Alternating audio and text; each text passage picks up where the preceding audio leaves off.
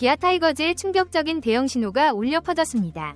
메이저리그의 첫 번째 한국인 선수로 이름을 떨친 박찬호가 스프링 캠프 현장에서 직접 곽도규의 불펜 투구를 지켜본 뒤 감탄을 자아내는 찬사를 쏟아부었기 때문입니다.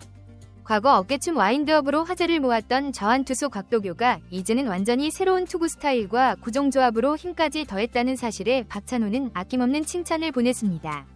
곽도규의 동작 하나하나에 박찬호는 힘이 넘친다는 극찬을 하며 자신이 쌓아온 노하우를 전수하며 좌완 사이드암 강속구 투수의 장점을 극대화하라고 조언했습니다. 현장에서도 쉽게 받기 어려운 특별한 지도를 받은 곽도규의 표정은 그 어느 때보다 밝았습니다.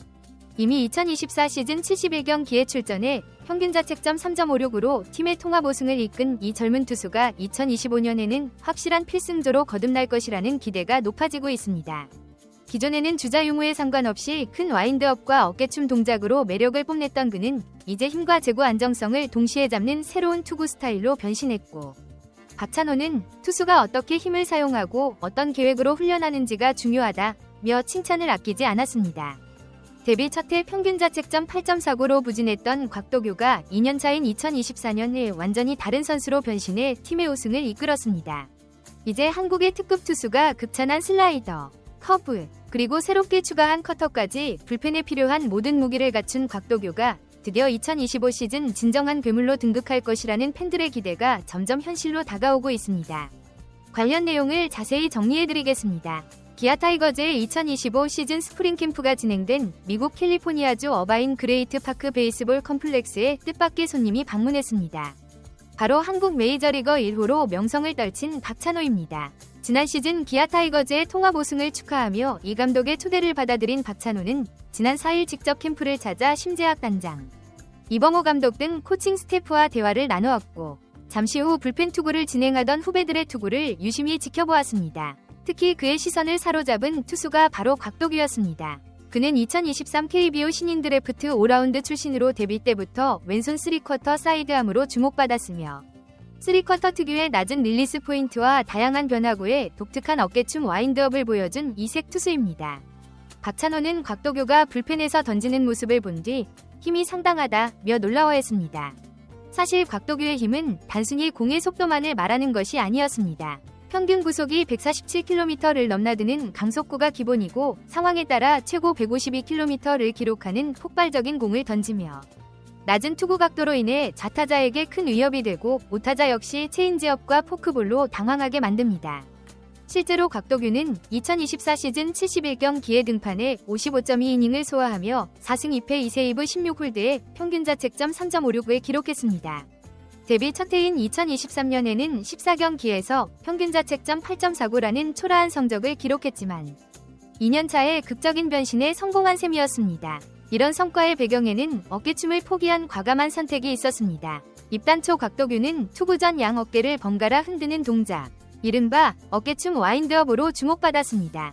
기자들도 독특한 투구 폼이다 며 큰 관심을 보였고, 팬들 사이에서도 동작 자체가 쇼맨십처럼 보인다는 의견이 많았습니다. 하지만 곽도규는 드라이브라인 베이스볼 센터를 다녀오며 피치 터널, 투구시 중심 이동 등에 대해 본격적으로 배웠고, 어깨춤이 힘을 모으는 데 도움이 되지 않는다는 점을 깨달았습니다. 때문에 2024 시즌부터는 와인드업을 완전히 버리고 주자가 있든 없든 세트 포지션만 사용했습니다. 이 변화가 제구 안정성과 스피드 향상에 직접적으로 기여했습니다. 야구 통계 전문 사이트 스태티즈가 분석한 결과에 따르면 곽도규의 포심 평균 구속은 와인드업을 쓰던 2023년 143.8km에서 2024년 145.6km로 오히려 상승했습니다. 그만큼 군더더기 동작을 없애고 투구 동작을 간결하게 하며 에너지를 효율적으로 집중하는 데 성공한 것입니다. 물론 단순히 투구 폼을 바꾼다고 해서 누구나 제구가 향상되는 것은 아닙니다.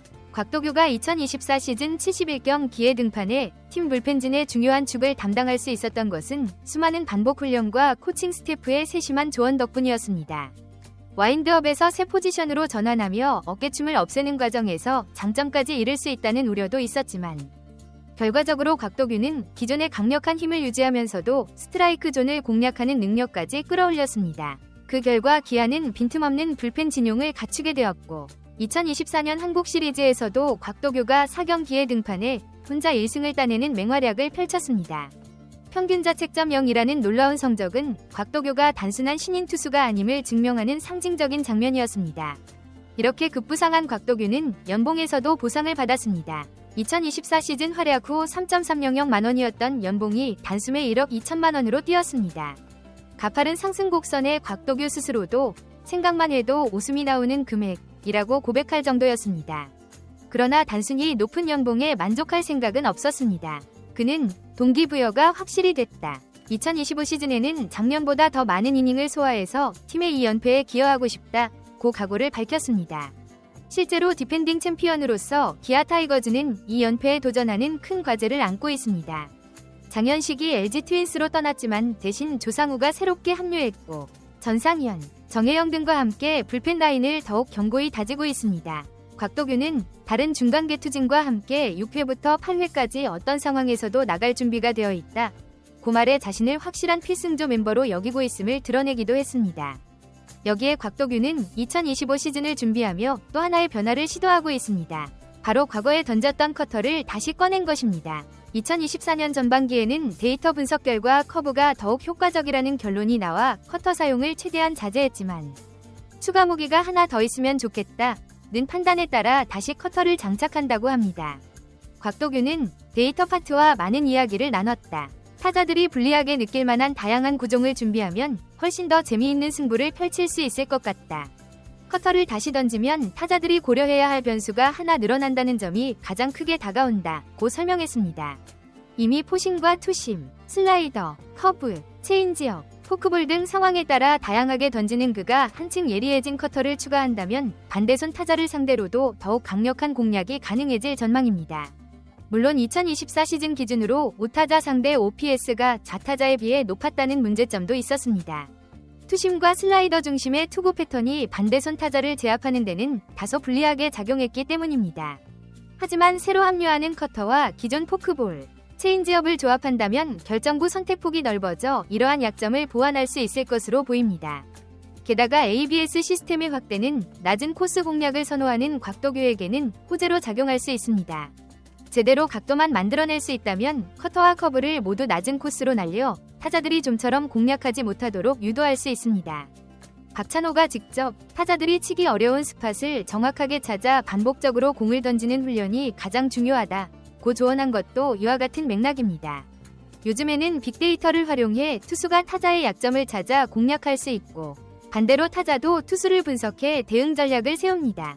이런 상호 분석이 치열해지면서 감독이나 코치뿐 아니라 선진 야구 데이터 회사의 분석 자료까지 총동원되는 추세입니다. 그럼에도 곽도규는 데이터가 많아도 투수 스스로가 어떻게 움직이고 어떤 타자를 상대할 때 어떤 코스로 공을 던지는 게 가장 효율적인지 체감해야 한다는 점을 충분히 이해하고 있습니다. 그가 지난해 드라이브라인 훈련을 통해 배운 것은 힘과 투구 메커니즘 이상의 철저한 자기 분석이었습니다. 박찬호는 동시에 힘을 다루는 지능적 역량에 대한 칭찬도 했습니다. 젊은 투수들이 요즘은 힘이 좋다. 그런데 그 힘을 잘 활용하는 방법과 구체적인 훈련 플랜이 있어야 한다. 곽도규는 이 점을 잘 이해하는 것 같다고 말했습니다. 박찬호는 양현종에게 아직도 젊고 멋지게 던진다 며 칭찬을 아끼지 않았지만 곽도규에게서는 또 다른 차원의 가능성을 보았을 것으로 보입니다. 저환이라는 희소성과 강력한 구속, 다양한 변화구와 독특한 투구폼, 그리고 과감한 승부 근성까지 곽도규가 지닌 잠재력은 이제 꽃을 피우기 시작했기 때문입니다. 물론 2025 시즌이 실제로 시작되기 전까지는 어떤 변수가 닥칠지 모릅니다. 부상, 컨디션 난조, 리그 환경 변화 등 예측 불가능한 요소가 많습니다. 하지만 데뷔 2년차의 확실한 필승조로 성장해 한국 시리즈를 휩쓸고 프리미어 12와 같은 국제 무대까지 경험한 곽도규가 기아 타이거즈에서 또다시 한 단계 도약을 준비하고 있다는 것은 분명한 사실입니다. 이미 연봉 대폭 인상으로 인한 동기부여 효과도 크고 박찬호라는 전설적 존재의 조언을 곁에 두고 성장의 박차를 가하고 있습니다. 여기에 팀 차원에서 투수를 위해 준비한 데이터 분석과 코칭 스태프의 맞춤 지도가 뒷받침된다면 2025 시즌 개막과 함께 곽도규는 리그에서 가장 막강한 불펜 카드로 부상할 가능성이 높습니다. 만약 2025 시즌에 곽도규가 커터까지 완벽하게 장착하고 우타자 약점을 극복하며 리그를 지배하는 에이스 불펜으로 자리매김한다면 기아는 이 연패는 물론 그 이상의 목표도 꿈꿀 수 있습니다. 불펜이 탄탄해지면서 팀 전체가 안정적인 승리 공식을 확립하게 되기 때문입니다. 또한 커터로 무장한 새로운 투구 패턴이 리그 전체를 흔들 가능성도 있습니다. 확대가 예상되는 자동볼 판정 시스템에 적응하는 투수들의 움직임이 다양하지만 곽도규는 이미 다양한 구종과 함께 낮은 코스를 공략하는 법을 익히고 있어 유리한 출발선에 서 있습니다. 이쯤 되면 2025년에는 기아의 곽도규라는 수식어를 넘어서 KBO 최고의 왼손 불펜으로 더욱 우뚝 설 수도 있습니다. 그의 도전을 지켜보는 기아 팬들과 한국 야구계에는 이미 흥분과 기대감이 가득 차 있습니다. 이번 영상은 여기서 마치겠습니다. 재밌게 보셨다면 구독과 좋아요, 알림 설정 부탁드립니다. 그럼 오늘도 시청해주셔서 감사합니다.